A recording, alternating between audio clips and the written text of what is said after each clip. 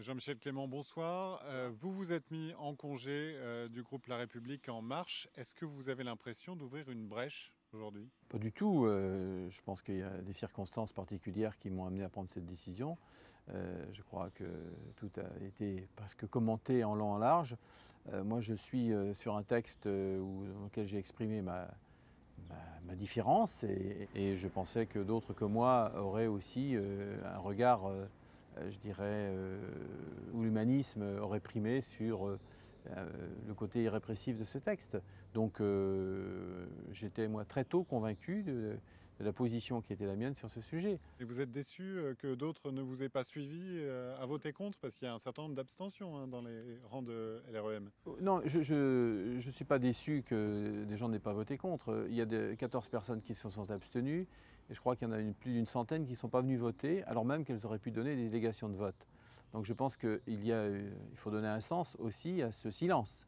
Certains disent que vous avez pris l'étiquette La République En Marche pour vous faire réélire l'année dernière.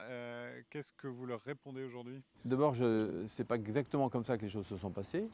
Moi, j'avais d'abord reçu l'investiture du Parti socialiste et ensuite j'ai fait partie des 23 parlementaires socialistes qui ont été choisis par Emmanuel Macron. J'aurais pu refuser la proposition qui m'était faite. Je l'ai acceptée dans les circonstances du moment, pensant que c'était le meilleur choix pour le pays. Mais vous regrettez aujourd'hui d'avoir fait ce choix? Non, je ne regrette pas du tout. Je regrette pas du tout. Voilà, dans la vie, il ne faut jamais regarder en arrière, il faut toujours regarder en avant. Quand vous regardez aujourd'hui le paysage de l'Assemblée nationale, vous y avez quand même 7 groupes politiques qui cohabitent. Donc la diversité est toujours possible. Mais vous n'excluez pas de rejoindre un groupe, le groupe des socialistes? Je n'exclus rien, si vous voulez. Moi, je ne suis pas dans des calculs, contrairement à ce que certains pourront penser, et diront de toute manière.